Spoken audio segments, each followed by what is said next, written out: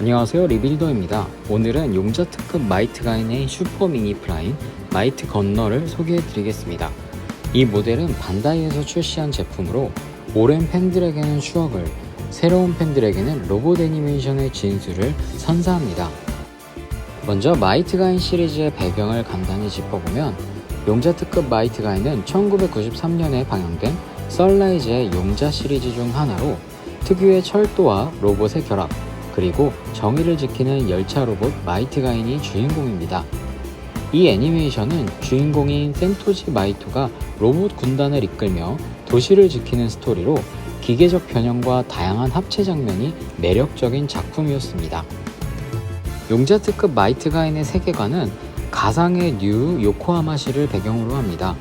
이 도시는 번영과 발전을 이루고 있지만 동시에 악당들의 범죄와 혼란이 끊이지 않는 곳이기도 합니다. 이야기는 주인공 센토지 마이토라는 젊은 억만장자가 로봇 군단을 이끌고 정의를 지키기 위해 싸우는 내용을 중심으로 전개됩니다. 용자 특급 마이트 가인을 잘 기억하시지 못하는 분들도 있겠지만, 이 애니메이션의 결말은 꽤 충격적인 반전으로 마무리가 됩니다. 이야기의 마지막에서 밝혀지는 것은 지금까지의 모든 사건과 세계가 실제 현실이 아닌 게임 속 가상 세계였다는 설정이었기 때문이죠. 주인공 센토지 마이토와 로봇 군단의 활약이 펼쳐졌던 뉴 요코하마시는 실제 현실이 아닌 게임 속의 가상 세계로 드러납니다. 즉, 지금까지 일어났던 일들이 모두 게임의 시뮬레이션이었다는 사실이 밝혀집니다. 결말에서는 게임을 진행하던 플레이어가 화면 밖에서 이야기를 지켜보는 장면도 나오는데, 마치 메타픽션처럼 관객들에게 게임과 현실의 경계를 흐리게 만듭니다. 이로 인해 시청자들은 갑작스러운 반전과 함께 스토리 전체를 새롭게 재해석하기도 합니다. 마이트 가인의 결말은 전형적인 히어로물의 클리셰를 깨는 시도로 시청자들에게는 큰 충격을 주었으며, 이야기를 단순한 영웅담 이상의 메타적인 시각에서 바라볼 수 있게 만들었습니다. 마이트 가인의 용자 시리즈가 전형적인 로봇물의 한계를 넘어 시청자들에게 새로운 경험을 제공하려 했다는 점에서 독특한 결말로 평가받고 있습니다. 결국 이 반전은 마이트 가인 세계의 진실을 드러내면서도 동시에 가상과 현실의 경계에 대해 생각해보게 만드는 결말로 남게 되었습니다.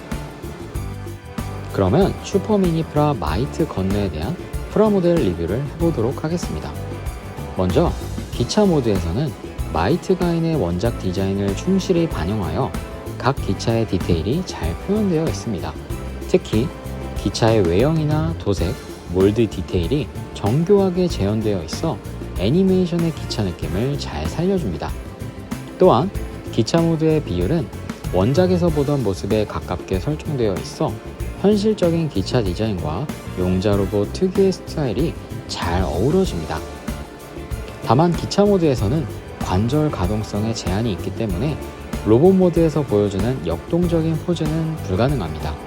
하지만 기차의 본래 목적에 맞는 디스플레이 상태로는 충분히 매력적인 것 같네요. 로봇 모드로 변형했을 때는 균형 잡힌 프로포션을 보여주는데요. 기차에서 로봇으로 변형할 때 필요한 일부 파츠 분리나 재조립이 단 하나뿐입니다. 변형 과정을 보시면 보기와는 다르게 직관적으로 변형이 되는 부분이 아니고 파손이 일어날 수 있는 부분도 있어 주의를 요하기도 하네요. 하지만 새로 추가된 캐논 부분의 경통의 슬라이드 기믹과 기존의 변신 구조가 더해져 완벽에 가까운 애니메이션 프로포션을 보여주는 로봇이 되었습니다.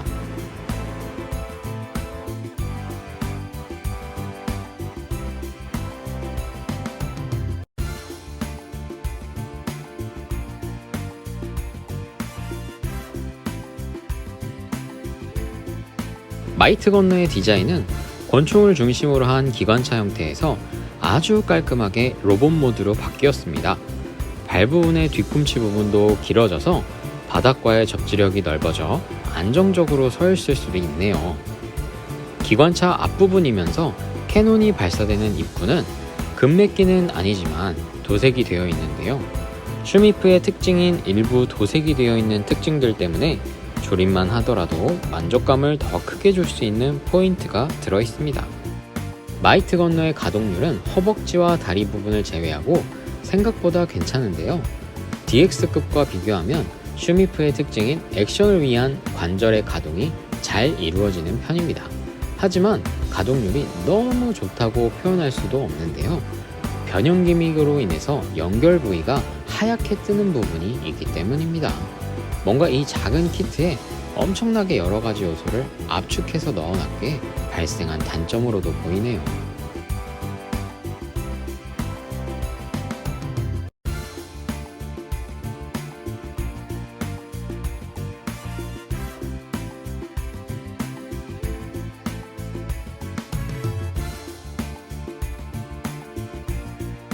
프로포션용 핸드는 생각보다 애니메이션의 작중 표현을 가능하게 하는데요. 뭔가 손으로 표현하는 행동들이 마이트 건너의 성격을 알게 해주는 것도 같습니다.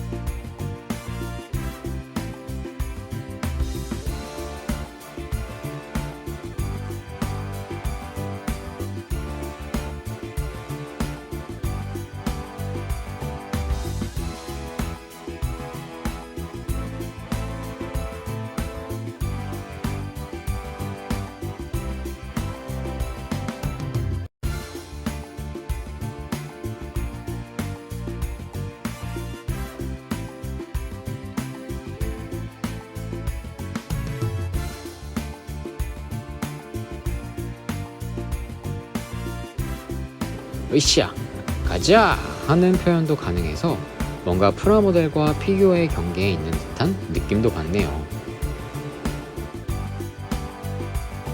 다음은 로봇 모드에서 기관차 형태로 재변형을 진행해 보도록 하겠습니다. 그레이트 마이트 가인과 합체를 위한 편의성을 위해 진행하였네요.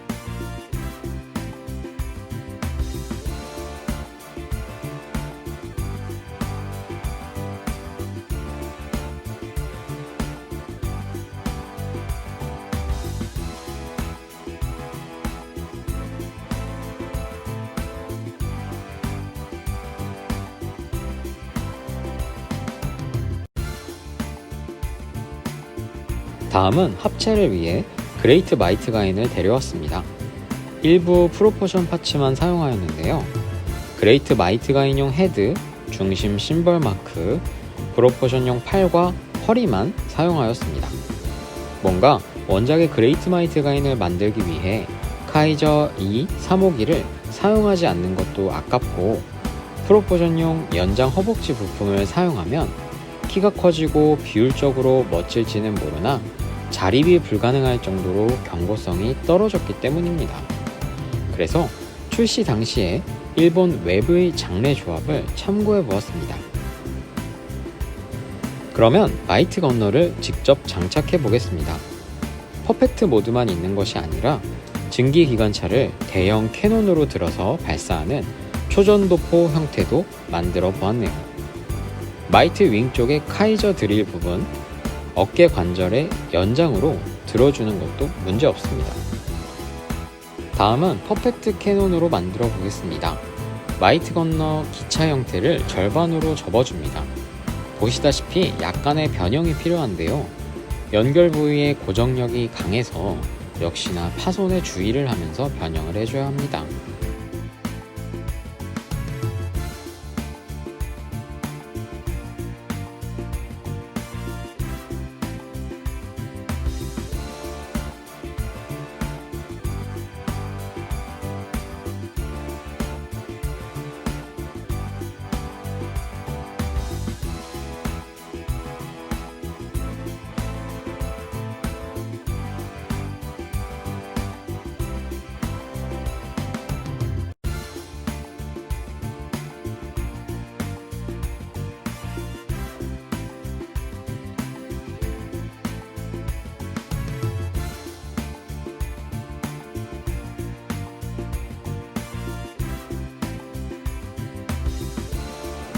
권총 형태로 만들어준 뒤에 어깨에 올려줘야 하는데, 실제로 방화쇠 부분은 그레이트 마이트 가인의 오른쪽 부스터 구멍에 꽂아야 하네요. 원작에서도 들고 쏘는 장면이 있지만 슈미프 키트에서도 양손으로 잡는 게 안정감이 있을 정도로 연결 부위의 고정력은 약합니다.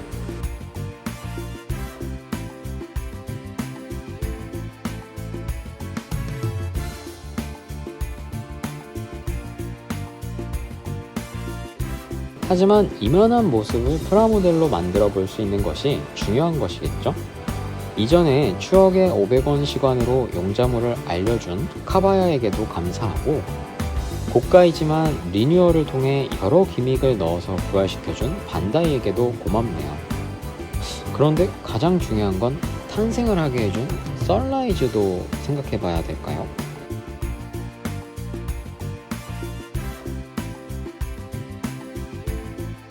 그래서 저는 어깨에 올려놓지 않고 직접 한 손으로 드는 선택을 해보았습니다. 이렇게 들면 훨씬 안정적으로 잡을 수 있고 크게 무게중심이 흔들리지도 않습니다.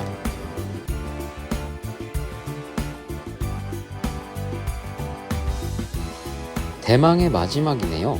카이저 캐리어와 카이저 드렐의 드릴 특급과 로코모라이저, 마이트 건너 세대를 합체해 보았습니다. 정말 또 다른 형태의 알록달록하고 견고한 합체 결과물을 볼 수 있었는데요. 이 모습 때문에서라도 카이저 캐리어가 꼭 필요한 것 같기도 합니다.